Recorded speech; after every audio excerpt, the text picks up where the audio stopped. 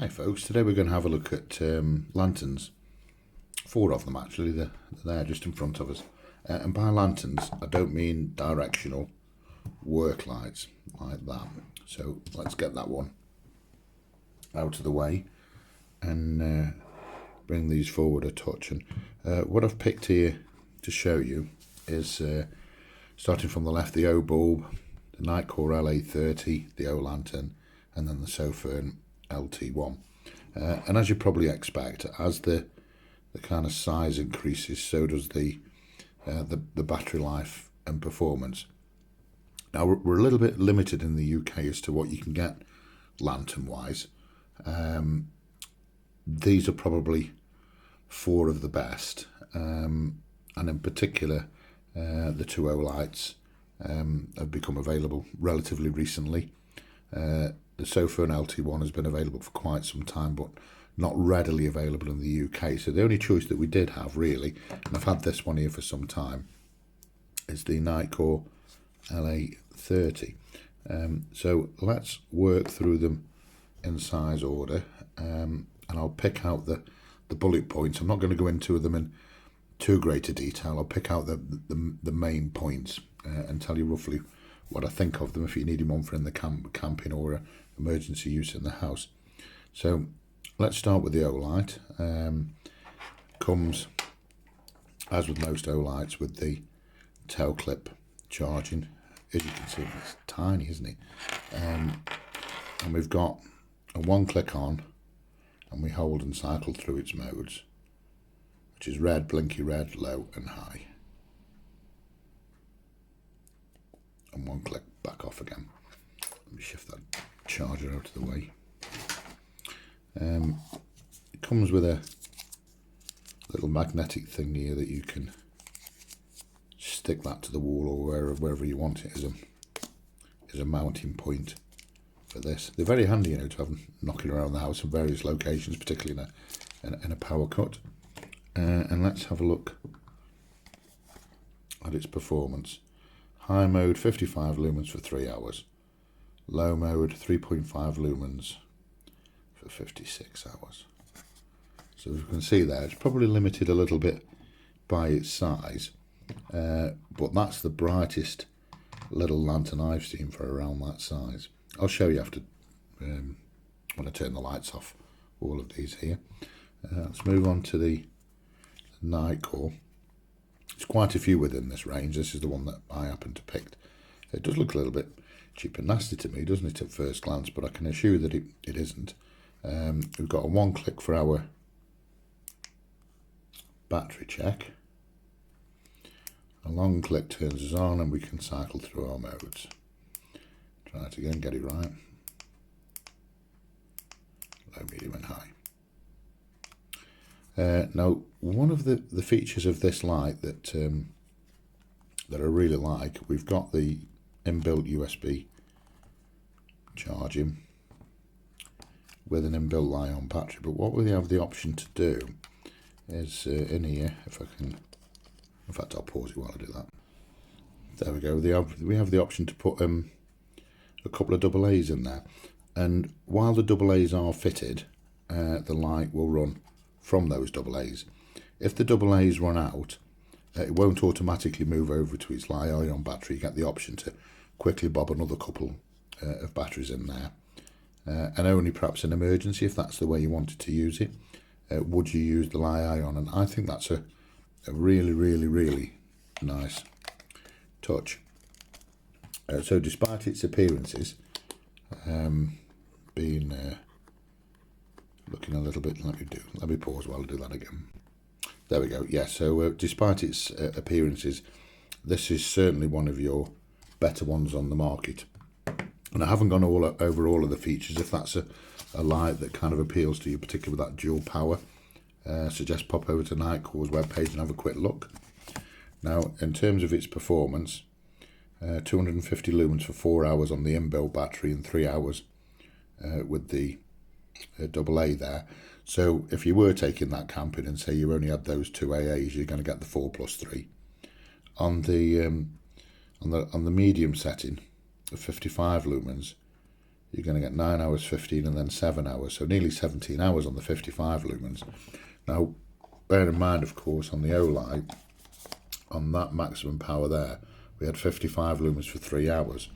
We're going to get 17 on the Nitecore, but you have that, well, it's more expensive to start off with, but you do have that increase in size and weight, particularly with a couple of AAs fitted. So those two are classes your kind of ultra portable and capable lights. If you want something with a bit more performance behind it, then I'd probably suggest we're going to be moving on to these two. Let's look at the O-Lantern first. You probably noticed there as I picked it up, this little green light comes on. That's a really nice touch, so we can find it in the dark. We've got the tail cap charging again. It does also come, just to mention this, it does also come with an additional bulb to kind of duplicate a candle light, if you like. That's really quite pleasant, you know, particularly for a night light, for children, that type of thing.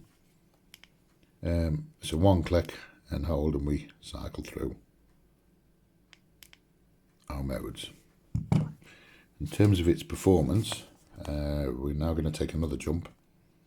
360 lumens for 6.5 hours on its high mode. Medium 120 lumens for 20 hours. Low mode 30 lumens, 75 hours. You know, so those two put there, I mean, those might be the perfect combination for you, hadn't they? Okay, pop that one out of the way. Now the Sofirn LT1, I'm probably going to have to do a video about this one completely on its own. So I will pick out the bullet points, but let me show you why I said that. When it arrived, excuse my rustling, look at that for a manual. Blinkies and strobes, general configuration, integrated charging, ramp configuration. I was reading this all night thinking, my God, it does this, it does that, it does the other. In fact, it does just about everything other than make you a cup of tea. So let's pick out a couple of the key points. It's a simple one click on and a one click off. We can have the ramped or stepped. We can just hold and cycle through. Our power modes up, down, back down again. We can change that to ramping if we want. Also, what you can do as well is you can change the tint. This camera's not showing it too well, but at the moment I'm on the 2700K tint. I can change it to 5000. So depending on your mood or how you want to use it, you can completely change the tint. Alternatively, you can, let me just turn it off, you can set it so that the brighter that the light goes, so the more you move up the power levels, it changes its tone from, perhaps you may set it to 2700 on its lowest settings for a little bit, perhaps more pleasant light at night, up to, if you ramp up to its highest level, you can have that at 5000K. USB-C charging, and we have, just get my camera back to the right place, and we have 4 batteries with it, which it comes with. You can change and put whatever you want, but it would need to be button top to make the connection, and then if you want it. Now there's a reason I made you endure me unscrewing that, is that we can, if we like, just run it from 1 battery or 2 or 3. Obviously it will impact its performance and runtime. Alternatively, what if we haven't got any batteries at all? You can run, can't bring this in here without banging and smashing everything. You can, if you really push come to shove, you can either charge it with an external power bank, but you can also run it from one as well. So those are the 4 camping type lanterns that I use, and if asked, those are the ones that I would generally recommend. Size does matter, doesn't it, with these, as we kind of move through the range and you see the different performance. So let's try them now when I turn all the lights off and see how well they illuminate an average room. So now I'm in my computer room. Let's start off with the O-Bulb. That's on its highest mode. And as you can see, that's a remarkable amount of lighting. Let me scroll through. There's our red. When I mentioned, or did I mention fishing? If I didn't, I meant to. That's really handy for preserving your night vision, and as you can see there is plenty of light coming off that. Go past our blinky, and that's our low. Struggling a bit with that one, aren't we?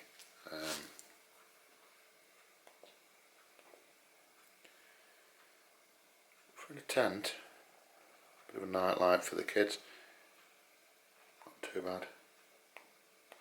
And then lastly, back up to our eye mode. I think that's really impressive, and it's got quite a nice tint to it as well. So let's stop there and I'll jump over to the next one. So now I've got the Nitecore, folks. Let me, there we go. That's its low mode. Not as pleasant to tint, I don't think, on this one. Although it's worth noting the Nitecore, this is a 90 plus CRI, and it produces a very, very accurate light. Medium, high, and as you can see, high is, you know, we're more we're fast approaching kind of a normal light bulb standard there, aren't we? Again, very, very impressive for its size. Let's move along one. Now we have the O-lantern on its low mode.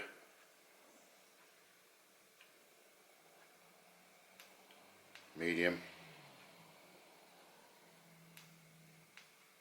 And high. I mean, the high mode in a relatively small room like this with white walls, pretty uncomfortable on the eye, to be honest. It's well, I needn't tell you how bright it is. You can see, can't you? And let's scroll through again.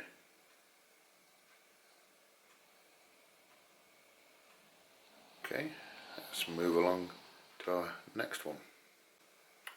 Now I've got the LT1 on, and I'm going to have to do this twice because I've got this on its 2700K setting. This is also a high CRI light as well. Let me go through its modes. I mean, I'm holding this in my hand and that's blinding. Again, you know, bouncing off the walls. Far too much for a small room like this. You need to back it off a little bit.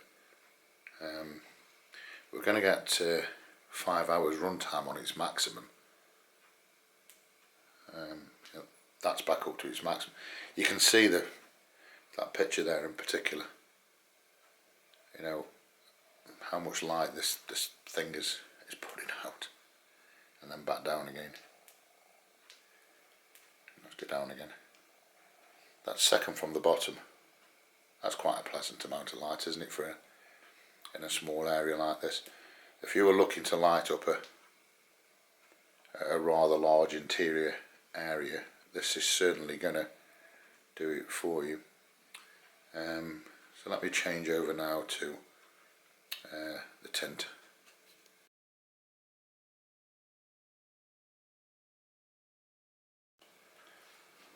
The LT1 now, I'm going to turn it off on its lowest mode, up one.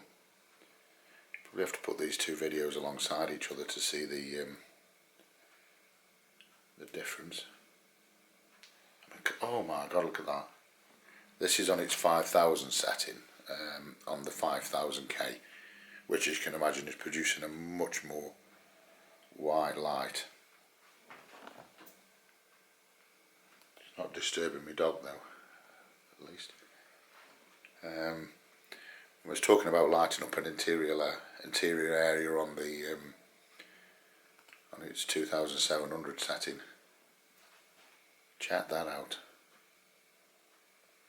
Okay folks, that's, oh, and one last thing, CRI, colour rendering index, the ability of a light to accurately reproduce the colour that you're looking at. In other words, it produces a much more pleasant light. And for that we have to go for the Nitecore and the Sofirn. Okay folks, that's my take on camping lanterns, emergency lanterns, power cut lanterns. Have a good one. Bye bye.